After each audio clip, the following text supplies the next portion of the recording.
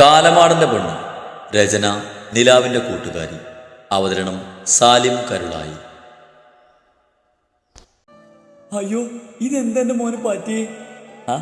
നീ ഇങ്ങനെ ഒച്ച വെക്കാതെ പോവും. ഇവൻ അതിന് മാത്രം ഒന്നും പറ്റിയിട്ടില്ല. ശരത്ത് മച്ചനും ശിവയെ താങ്ങി പിടിച്ച് സെറ്റിയിലെത്തിക്കൊണ്ട് പറഞ്ഞു. ഒന്നും പറ്റിയില്ല. ഇതൊക്കെ എന്താ എന്താ സംഭവിച്ചേ? ശിവയുടെ തലയിലും കാലിലും കയ്യിലും ഒക്കെയുള്ള കെട്ട് കണ്ട് അംബിക ശരത്തിനോട് ചോദിച്ചു. അമ്മയുടെ പുന്നാരമോ മൂകന്റെ കള്ളും കുടിച്ച് ഒറ്റയ്ക്ക് ഡ്രൈവ് ചെയ്ത് വന്നതാ. ഭാഗ്യത്തിന് ഇത്രയേ പറ്റുള്ളൂ. ഇപ്പോഴും ശരിക്കും കേട്ടുവിട്ടിട്ടില്ല. ആ ഡോക്ടറുടെ വായിലിരിക്കുന്നത് മുഴുവൻ കേട്ടത് ഞാനാ. ശരത്ത് പറയുന്നത് കേട്ടതും അംബിക അവനൊന്ന് തറപ്പിച്ച് നോക്കിയതും ശിവ തെറ്റ് ചെയ്ത കുഞ്ഞിനെ പോലെ തലതായിത്തീരുന്നു.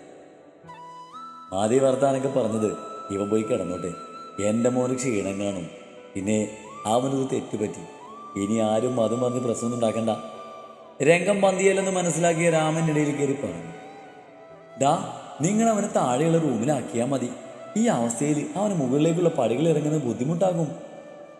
അത് വേണ്ടമ്മേ, എനിക്ക് എൻ്റെ റൂമിൽ തന്നെ പോയാൽ മതി. അത് വേണ്ട ശിവ, അമ്മ പറയുന്നത് കേൾക്ക്. 2 ദിവസം കൂടി ഹോസ്പിറ്റലിൽ കിടക്കേണ്ടതായിരുന്നു. 2 ആഴ്ച നീ നല്ലതുപോലെ റെസ്റ്റ് എടുത്തോളെന്ന് പറഞ്ഞിട്ടാ ആ ഡോക്ടർ ഡിസ്ചാർജ് ചെയ്ത് തന്നത്. ഏട്ടന് കഴിയുമെങ്കിൽ എന്നെ റൂമിലാക്കിത്താ, ഇല്ലേ ഞാൻ തന്നെ പോയിക്കൊണ്ട്. ശിവ പറഞ്ഞത് കേട്ട് ആരും പിന്നെ ഒന്നും പറഞ്ഞില്ല. ശരത്ത് ശ്യാമും അവനെ താങ്ങി പിടിച്ച് മുകളിലേക്ക് നടന്നതും ശ്രീ വഴിയിൽ നിന്നും മാറി നിന്നു. ശിവ അവളെ നോക്കുകൂടി ചെയ്യാത്തത് കണ്ടതും അവൾ നിറഞ്ഞ കണ്ണുകൾ അമർത്തി തുടച്ച് അവൻ്റെ മരുന്ന് വിട്ട് മുറിയിലേക്ക് പോയി. ശ്രീ റൂമിലേക്ക് എത്തുമ്പോൾ ശരത്ത് അവന് ഡ്രസ്സ് മാറ്റി കൊടുത്ത് അവനെ ബെഡിലേക്ക് കിടത്തിയിരുന്നു. പിന്നെ ശ്രീ, ഈ മരുന്ന് പെയിനുള്ളപ്പോൾ കൊടുത്താൽ മതി കേട്ടോ. ശരിയേട്ടാ, എന്നാൽ ഞാൻ പോവാ. എന്തിനാ ആവശ്യമെങ്കിൽ വിളിച്ചോണ്ടേ. അവർ പോയത് ശ്രീ ശിവയെ നോക്കി. എന്താടി, ഞാൻ ചാവാത്തോണ്ടുള്ള സങ്കടമാണ് നിനക്ക്? ചാത്തിരുന്ന് നിനക്ക് ശല്യാവില്ല എന്നല്ലേ? ശിവ പറഞ്ഞു കഴിഞ്ഞതും ശ്രീ ദേഷ്യത്തിൽ അവൻ്റെ നെഞ്ചിൽ തല്ലി. എന്താണ് നിനക്ക് വേണ്ടത്? ശിവ വേദനയോടെ നെഞ്ചുടിഞ്ഞ് അവളെ നോക്കി ദേഷ്യത്തിൽ ചോദിച്ചു. എന്തിനാ ഇങ്ങനെയൊക്കെ പറയുന്നേ? ഞാൻ അപ്പോഴും ദേഷ്യത്തിന്റെ സംഘത്തിൽ എന്തെങ്കിലും പറഞ്ഞു വെച്ച് ഇങ്ങനെയൊക്കെ പറയണോ? നീ ലേറ്റാണ് ചേ, എനിക്ക് ഉറങ്ങണം. ശിവശ്രീ പറഞ്ഞത് കേട്ട പാവം നടിക്കാതെ പറഞ്ഞു. അതെ, ഇപ്പൊ വേദനയുണ്ടോ? ഇല്ലടേ, നല്ല സുഖണ്ട്. ഉണ്ടേ, കണക്കായിപ്പോയി. നിങ്ങൾ തന്നെ വരച്ചു വെച്ചതല്ലേ, അനുഭവിച്ചു. ആരെങ്കിലും പറഞ്ഞോ നിങ്ങളോട് കുടിക്കാൻ? അതുകൊണ്ടല്ലേ ഇങ്ങനെയൊക്കെ ഉണ്ടായി. ഞാൻ എൻ്റെ ഇഷ്ടം പോലെ ചെയ്യും. അതിനൊന്നും നിനക്കെന്താടേ? പിന്നെ ഈ വേദന എനിക്ക് അനുഭവിക്കാൻ പറ്റില്ലെന്ന് ഞാൻ നിന്നോട് പറഞ്ഞു ഇല്ലല്ലോ? അതുകൊണ്ട് കൂടുതൽ ചിലക്കാതെ ലൈറ്റ് ഓഫ് ചെയ്യടി. വയ്യെങ്കിൽ ഇതിനൊരു കുറവില്ല. കാലമാണ്. ശ്രീ പെരുവെടുത്ത് ലൈറ്റ് ഓഫ് ചെയ്ത് ഡ്രിം ലൈറ്റ് ഓൺ ചെയ്ത് ബെഡിൽ കിടക്കാതെ ഒരു പുതപ്പും പറ്റി സെറ്റിയിലേക്ക് പോയി കിടന്നു. നീ എന്താ അവിടെ കിടക്കുന്നേ? അത് പിന്നെ ഉറക്കത്തിൽ ഞാൻ കയ്യോ കാലം നിങ്ങളുടെ മേലേക്കിട്ട നോവില്ലേ, അതാ. ശ്രീ ശിവയുടെ ചോദ്യം കിടന്നും അതും പറഞ്ഞ് സെറ്റിയിൽ കിടന്നു. ശ്രീ ഉറങ്ങിക്കഴിഞ്ഞുള്ള അവസ്ഥ അറിയാവുന്ന ശിവ പിന്നെ ഒന്നും മിണ്ടാതെ കിടന്നു. കുറേ നേരം ഉറക്കം വരാതെ തിരിഞ്ഞും പറഞ്ഞ് കിടന്ന എപ്പോഴാണ് ശ്രീ ഒന്ന് കണ്ണടച്ചത്. ഒന്ന് ഉറങ്ങിയപ്പോഴേക്കും അവൾ തറയിലേക്ക് ലാൻഡായിരുന്നു.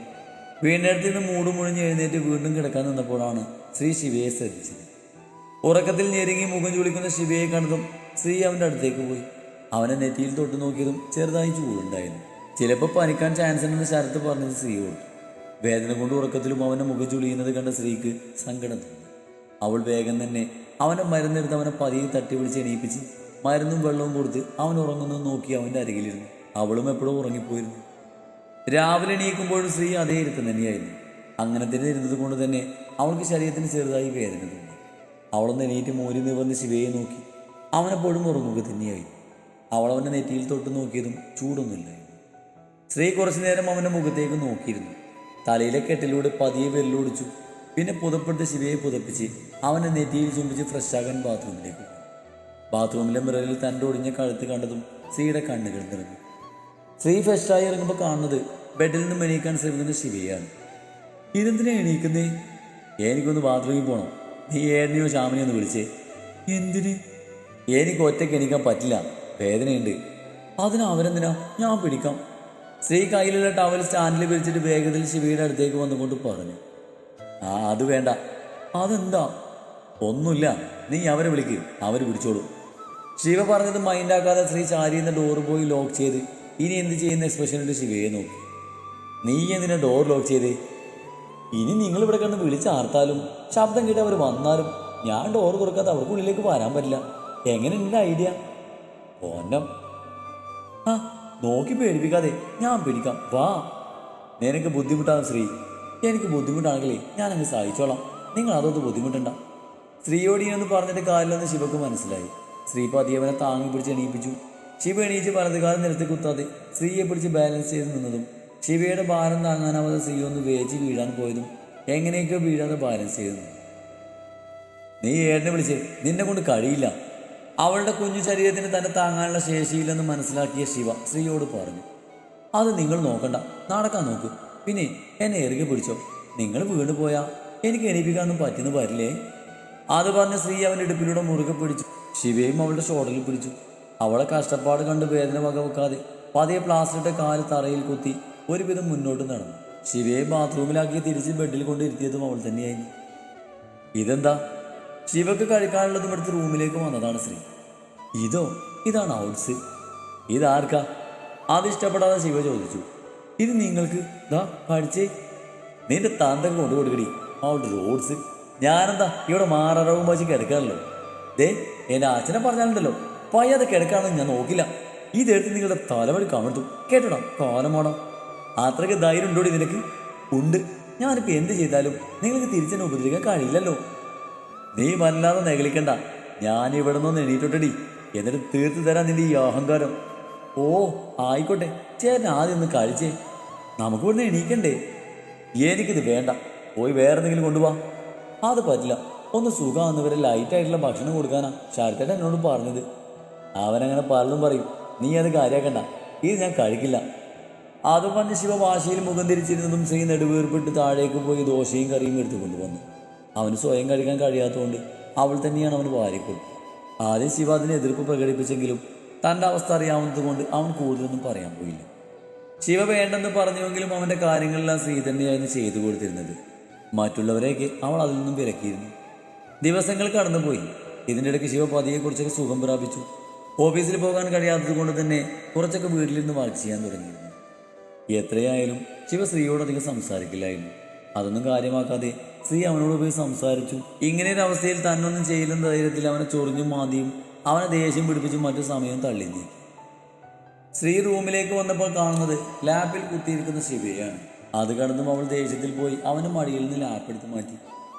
ഡേയ് എന്താ കാളിക്കാതെ അതിങ്ങ് തന്നേ?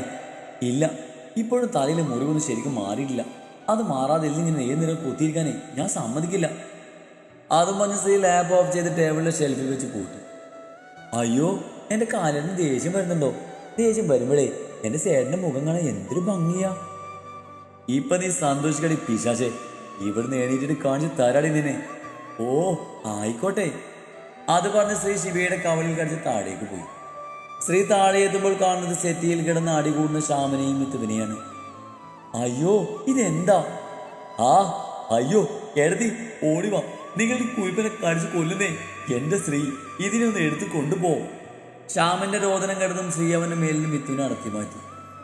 ആവൂ, നോക്കുന്ന കണ്ടില്ലേ കുത്തിപ്പിച്ചാച്ചി? ആ കണ്ണ് കുത്തിപ്പിടിക്കാൻ വേണ്ടത്. എൻ്റെ കൈയും കവളൊക്കെ മുറിഞ്ഞെന്നാണ് തോന്നുന്നത്. എൻ്റെ ചായക്കിൽ കേരി പറ്റിയില്ലേ? ഞാൻ അച്ഛൻ പോയി പാഞ്ഞു കൂക്കും. നീ പോയി പറ, നിന്റെ അച്ഛനൊന്നും ചെയ്യില്ല. സില്ലികൾ ഒന്നും അറിയില്ല. എന്താടാ സംഭവം? എൻ്റെ ശ്രീ, കാര്യമൊന്നുമില്ല. ഞാനിവിടെ നിന്ന് TV കാണായിരുന്നു. അപ്പോഴാണ് ഇവിടെ നിന്ന് കളിക്കാൻ കൊണ്ടുപോയത്. കളിക്കുന്ന ഡെയിലി ഞാൻ ഇവിടെ സൈക്കിൾ അറിയാതിരുന്നു. അപ്പോഴത്തെ കൗതുകത്തിൽ ചെറുതായി ഓടിച്ചു നോക്കിയതും അതിൻ്റെ വീല് വളഞ്ഞു. അത്രയേ ഉള്ളൂ. അതിനെ ഈ കുരിപ്പനെ കടിച്ചു മതിയും പറിച്ചത്. ശ്യാം പറഞ്ഞത് കേട്ട് ശ്രീ അവനെ എന്താ നീ ഇങ്ങനെ ലുക്കിട്ട് അവനെ നോക്കി എന്തോ പറയാനാഞ്ഞപ്പോഴാണ് ആരുടെ ചിരികൾ. തിരിഞ്ഞു നോക്കിയ ഇരുവരും കാണുന്നത് വാതിലിൻ്റെ അടുത്ത് നിന്ന് ശ്യാം പറഞ്ഞത് കേട്ട് വയറ് പൊതിച്ചിരിക്കുന്ന അരുണിൻ്റെ പെങ്ങൾ ആരോഹി എന്ന അരുവിനെയാണ്. ഇടയ്ക്കുള്ള ശ്രീയുടെ ആൻറ്റിയെ കാണാനുള്ള വിസിറ്റിങ്ങിൽ രണ്ടുപേരും നല്ല കമ്പനിയായിരുന്നു. മൂദേവി, നീ എന്തടി ഇവിടെ?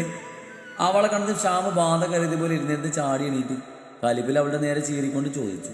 പെട്ടെന്നുള്ള അവൻ്റെ ഭാവമാറ്റം കണ്ടതും ശ്രീ ഒന്ന് പകച്ചു പോയി. ആര് ചിരി നിർത്തി അവനെ പൊച്ചിച്ചു നോക്കി. ഏതായാലേ നിന്നെ കാണാൻ വന്നതല്ല, നിന്നെ പോലുള്ളവർക്ക് വന്നു പോകാനുള്ളതല്ല ഈ വീട്. ശ്യാം പറഞ്ഞത് കേട്ട് അവൾ അവനെ നോക്കി പുച്ഛിച്ച് ശ്രീയുടെ അടുത്തേക്ക് ചെന്നു.